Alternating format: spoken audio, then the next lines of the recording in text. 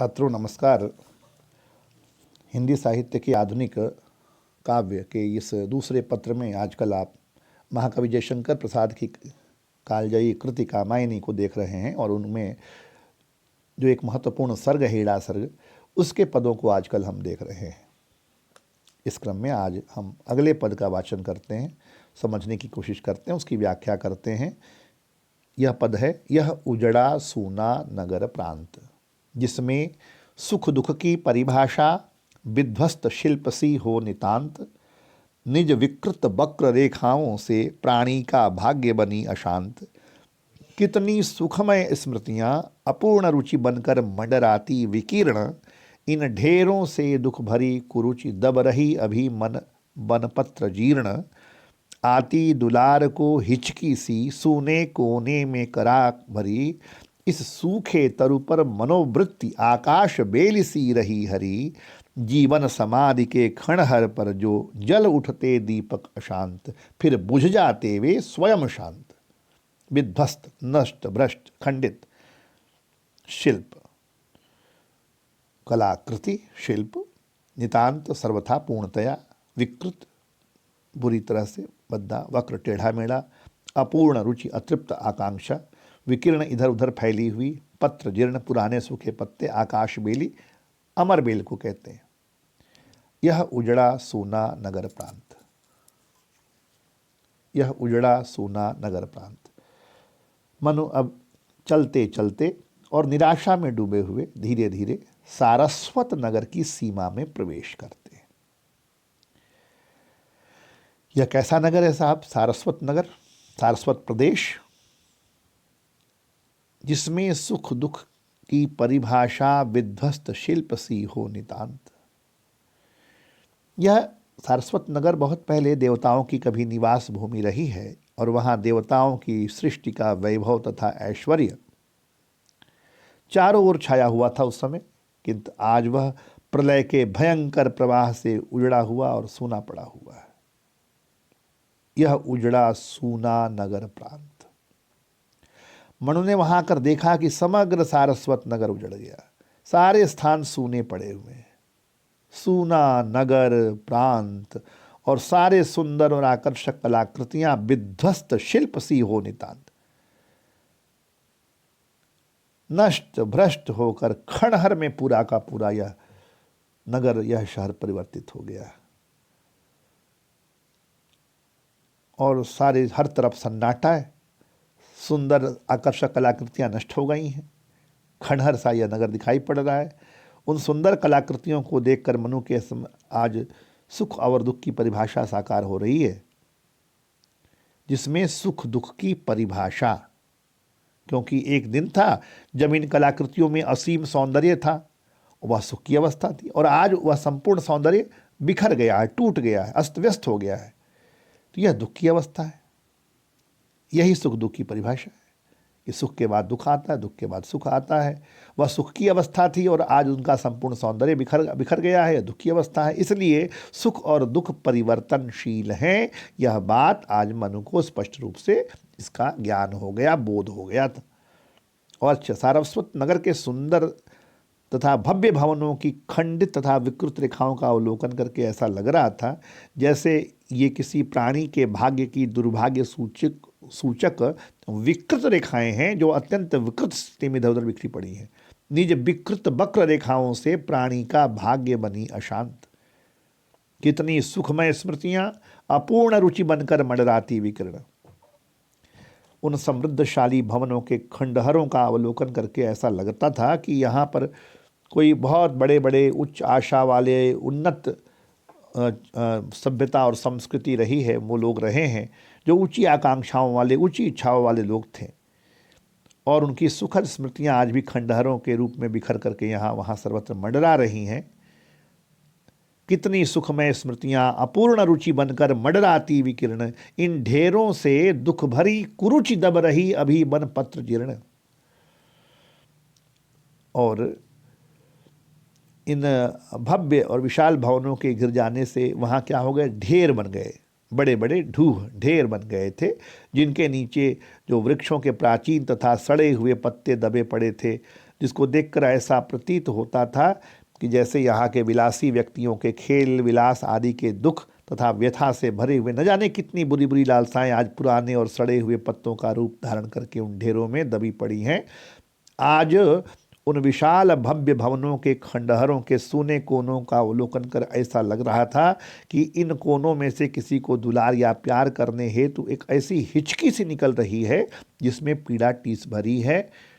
आती दुलार को हिचकी सी सूने कोनों में कनक भरी।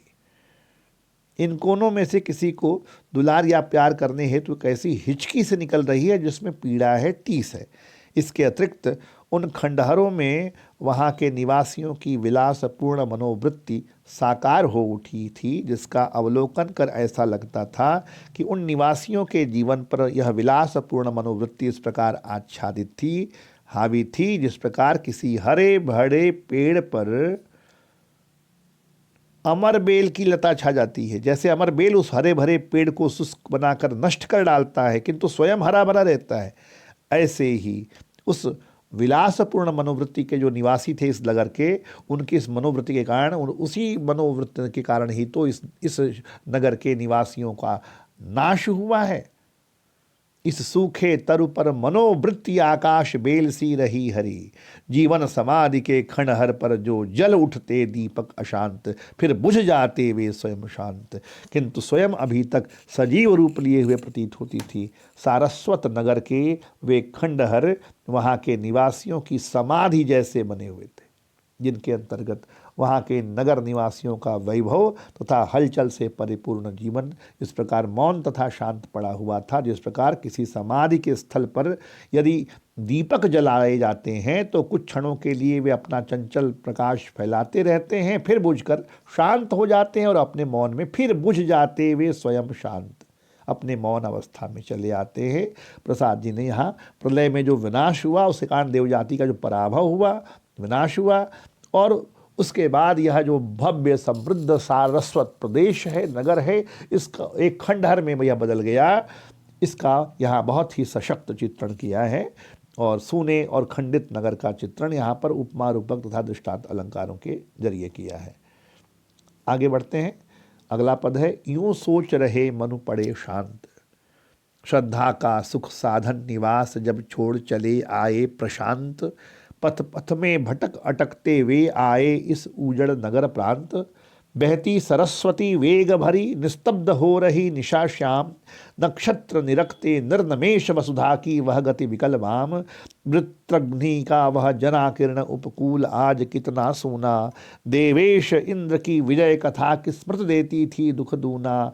वह पावन सारस्वत प्रदेश दुह स्वप्न देखता पड़ा क्लांत। फैला था चारों ओर ध्वांत। श्रांत यानी थकित अवस्था में, सुख साधन निवास, सुख साधन सुख प्राप्ति का निवास स्थल, प्रशांत अत्यधिक शांतिपूर्ण, प्रशांत, अटकते रुकते रुकाते, निस्तब्ध नीरव, मौन, श्याम, अंधकारपूर्ण, निर्निमेष, एक टक, अपलक, विकल बेचैनी से भरी हुई व्याकुलता, विकल व्याकुलता को कहते हैं। वाम टेढ़ी दृष्टि, वाम दृष्टि, टेढ़ी दृष्टि, गति दशा, वृत्रध्वनि सरस्वती नदी, जनाकीर्ण व्यक्तियों से भरा हुआ उपकूल किनारे के समीप की भूमि, देवेश देवताओं के स्वामी, दुस्वप्न बुरे स्वप्ने, क्लांत थका हुआ, ध्वांत अंधकार। मनु उस सारस्वत नगर में आते आते अत्यंत थकित अवस्था में थे। इस समय सांझ हो चुकी थी। यूं सोच रहे मनु पड़े शांत, श्रांत थके, श्रद्धा का सुख साधन निवास जब छोड़ चले आए प्रशांत। इस समय सांझ हो चुकी थी, इसलिए वे सारस्वत नगर के खंडहरों में ही पढ़कर विश्राम करने लगे और उस नगर के ऐश्वर्य वैभव आदि के विषय में सोचने लगे। वे इस समय श्रद्धा के उस निवास स्थान को छोड़कर आए थे जो सभी तरह के सुखों को प्रदान करने वाला था और जहाँ शांति पूर्णतया विद्यमान थी। वहाँ से चलकर वे पथ में भटकते भटकते श्रद्धा का सुख साधन निवास जब छोड़ चले आए प्रशांत। पथ पथ में भटक अटकते हुए आए इस उजड़ नगर प्रांत। वहाँ से चल करके वे तब से अब आज तक वे पथ में भटकते हुए जहाँ तहाँ रुकते हुए उजड़े और सूने सारस्वत प्रदेश में आ पाए हैं। यह सारस्वत जो नगर है यह सरस्वती नदी के किनारे स्थित था। बहती सरस्वती वेग भरी, निस्तब्ध हो रही निशाशा।